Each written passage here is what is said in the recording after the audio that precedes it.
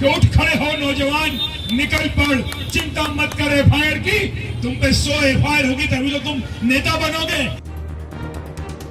कि उठ खड़े हो नौजवान, निकल पड़, चिंता मत कर एफआईआर की, तुम पे 100 एफआईआर होगी तभी तो तुम नेता बनोगे।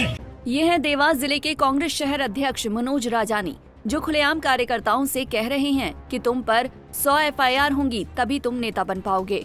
राजानी का ये बयान अब सोशल मीडिया पर जमकर वायरल हो रहा है। वहीं उनके इस बयान पर अब बीजेपी ने भी पलटवार करते हुए कहा है कि लगता है कांग्रेस गुंडों का समूह इकट्ठा करना चाहती है। आपको बता दें कि देवास में कई मांगों को लेकर कांग्रेस कार्यकर्ता धरना दे रहे हैं। इस बीच मौके पर शहर अध्यक्ष राजानी भी मौजूद थे। इस बीच उन्होंने कार्यकर्ताओं को संबोधित करते हुए ऐसा कुछ कह दिया जो अब सोशल मीडिया पर जमकर वायरल हो रहा है। तुम एक कदम आगे बढ़ोगे, हम तुम्हारे साथ कंधे से कंधा मिलाकर आगे बढ़ेंगे और तुम्हें आशीर्वाद देंगे कि उठ खड़े हो नौजवान, निकल पड़, चिंता मत कर एफआईआर की, तुम पे 100 एफआईआर होगी तभी तो तुम नेता बनोगे। वो झूठी हो, सच्ची हो, अपने हो, पराये हो, जिसको एफआईआर कराना हो करा दे। नेताओं के ऊपर एफआईआर नहीं होगी तो नेता क्या खाक बनेगा? वकील साहब गलत तो नहीं कह रहा? कोर्ट में चक्कर खा खा के चप्पलें घिस गई, जूते घिस गए हमारे भी, सच्चे झूठे, उसके बाद तो यहाँ के खड़े हुए बोलने के लिए। चिंता। कांग्रेस नेता के इस बयान पर सियासी तूफान तो खड़ा होना ही था और हुआ भी। बिना वक्त गंवाए बीजेपी जिला अध्यक्ष राजीव खंडेलवाल ने कहा कि यही कांग्रेस की मानसिकता है। कांग्रेस गुंडों का समूह इकट्ठा करना चाहती है।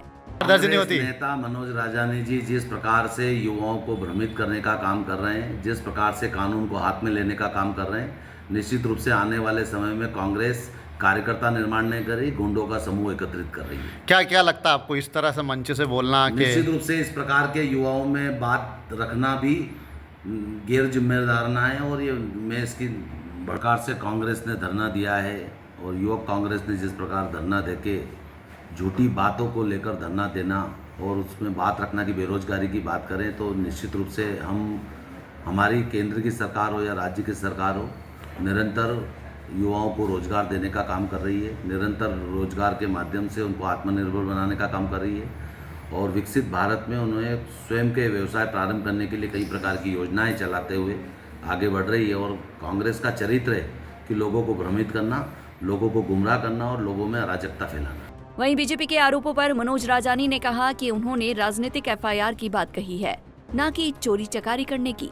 इस बीच राजानी ने बीजेपी को बलात्कारियों को संरक्षण देने वाली पार्टी कहा है। आपने अभी जो है माइक से कहा कि भारतीय जनता पार्टी बलात्कारियों को संरक्षण देती है, क्या आपका कहना है और क्या आपके पास तथ्य है इसको लेकर? देखिए, इतने सारे एफआईआर दर्ज हुई, चाहे देवास हो, भोपाल हो, इंदौर हो, देपालपुर है, जहाँ जहाँ उठा के आप देखेंगे कि भारतीय जनता पार्टी का पदाधिकारी ही बलात्कार के केस में क्यों नाम आता है। मैं तो बड़ा आश्चर्यचकित हूँ। एक पार्षद जो निर्वाचित है भोपाल में, सरेआम वीडियो आ रहा है, उसको पार्टी ने अभी तक निष्कासित नहीं किया है, उसको नोटिस ही दिया जा रहा है। क्या छूट दे रखी है क्या कि अगर पार्षद है तो वो लड़कियों को छेड़ेगा, औरतों को छेड़ेगा? यही अगर कांग्रेस का करा होता तो पूरी भाजपा सड़क पे आ गई होती। तो ये सच है कि उनका संरक्षण है भारतीय जनता पार्टी के नेताओं का, सत्ता उनकी है, तो इसका मतलब ये नहीं है। मैंने शुरू से कहा है कि अपराधियों की कोई सरकार नहीं होती, कोई धर्म नहीं होता। अपराधी किसी पार्टी का, उसको दंड मिलना चाहिए। दरअसल प्रदेश सरकार द्वारा प्रदेश में बढ़ती बेरोजगारी के विरोध में युवक कांग्रेस ने धरना प्रदर्शन किया था। इस बीच कांग्रेस नेता राजानी ने जो बयान दिया उससे सियासी तूफान खड़ा हो गया, जिसके बाद बीजेपी ने भी कांग्रेस नेता के इस बयान पर पलटवार किया।